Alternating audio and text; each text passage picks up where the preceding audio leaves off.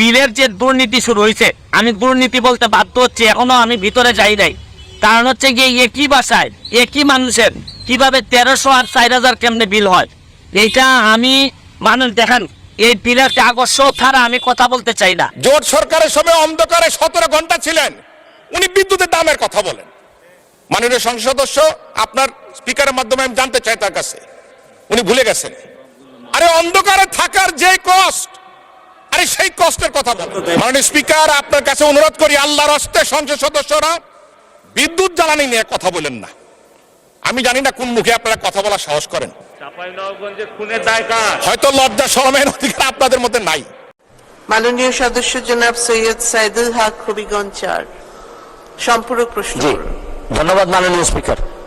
মাননীয় স্পিকার, এই প্রশ্নের ব্যাপারে, এই সম্পূরক প্রশ্নে আমি মাননীয় প্রধানমন্ত্রীর দৃষ্টি আকর্ষণ করছি। কেন আমার বিরুদ্ধে এইরকম নির্যাতন চলতেছে?